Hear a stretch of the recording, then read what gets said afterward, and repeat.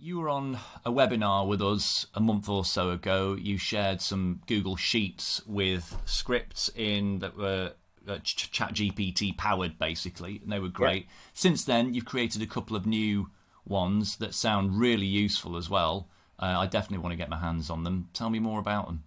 Yeah, well, so I was doing a lot of these a little while ago, and then I had to take a bit of a break because I just had client projects that I had to work on, and so that took me away from these. But I'm back, so I've got a couple of new freebies that I can make available. The first one is I did give it a name. I think it was called something like content opportunities. So essentially, this is a Google Sheet that you download.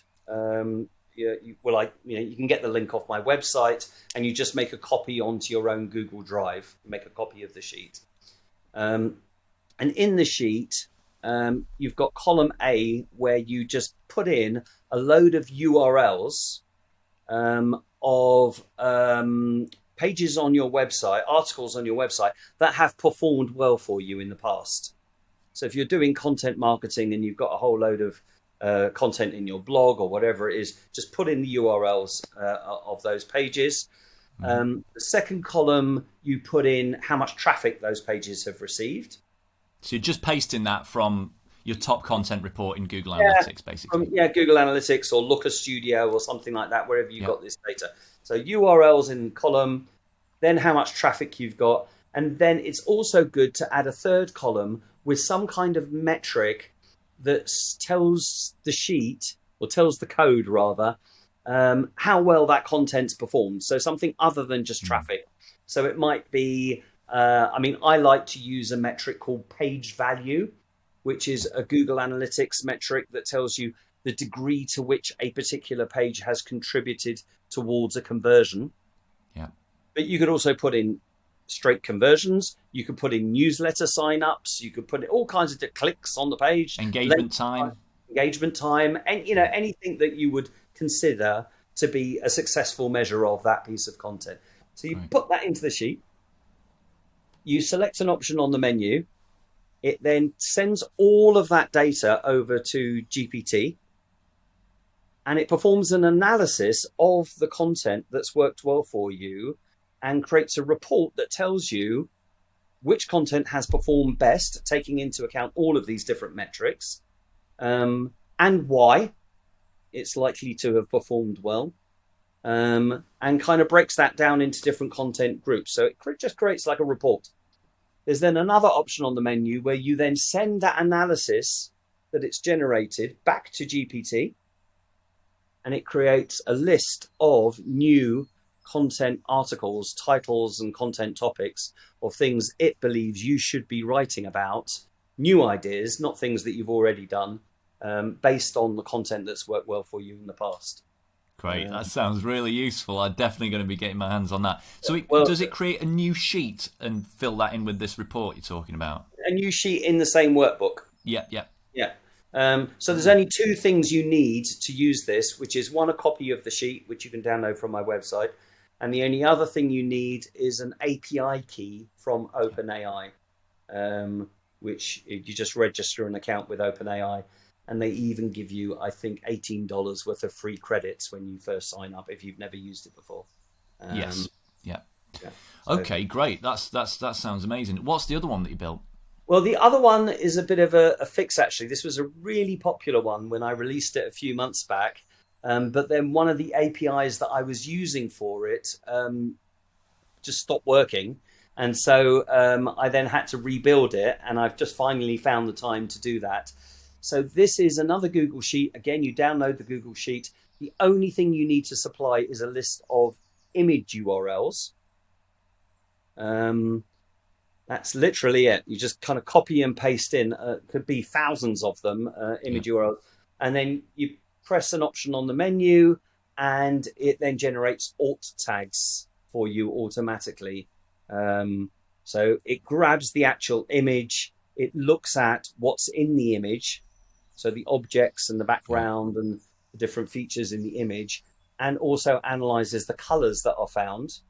And so if it's, say, for example, a short-sleeved men's shirt with blue stripes and is that peach, talking about me. pinky patchwork. Yeah, it would just basically do a description peachy of blue that. green stripes. Yeah, it would then do a description of that shirt. And I also added a little option where if there are certain words you want to be included in that alt tag, you can put them manually in the box. So if you've got like a brand name, for example, it wouldn't pick that up. So if you want to have like John Lewis or Versace or something like that, that's really cool. Right, okay. So the GPT sprinkle of magic there is it's turning keywords into a sentence, like a descriptive sentence, which a good alt tag should be.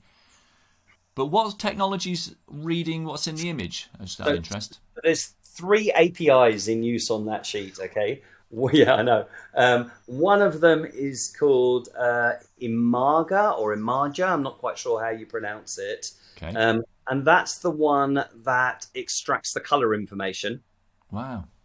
So it will actually identify all of the foreground and background colors in an image. So it takes the color out of that. Then there is another API which is called, I believe, Regim. And that works out what's actually in the image. So it's taking all of the objects. So man, glasses, microphone, electric guitars, all the kind of the various components of the image. And then, but both of those APIs, all they do is generate a list of keywords. Yeah.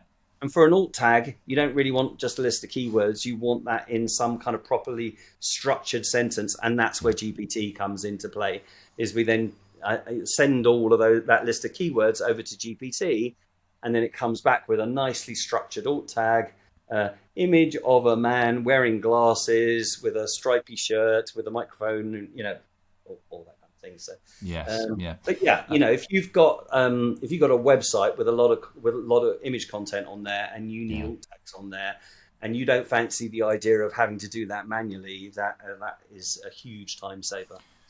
I'm going to use that actually for a WordPress website I work on. Now, I will be able to work this out, but you may have already worked it out. What's the most efficient way to get those alt tags back onto the website on the right images? That is an excellent question. I mean, obviously you could do it manually, just kind of copying and pasting them. But I think I'm sure there's a database, because in the WordPress database. Well, there is, and probably the way that I would do it is, again, I mean, I hate to sound like I'm promoting different companies here, but Zapier would be a really good way of automating that process, because you could link the Google Sheet up to the URL of the image, and in Zapier, I know that you can access the WordPress API, and that should be a really easy way of doing it. I'm going to have a play with that. I'll let you know. I'll report I mean, back. Of course, the thing is, all this stuff, like that, alt tag generator, it's only going to be a matter of time before that's built into any decent CMS. Why wouldn't it be? Why would it not be? There'll be a WordPress plugin. I mean, I'd be amazed if there isn't already a WordPress plugin that does this for you automatically. I mean, I haven't even looked. Yeah, well, who knows? Might have given someone an idea for their next WordPress plugin. Do it, please. Just get ChatGPT to write the code. Okay, cool.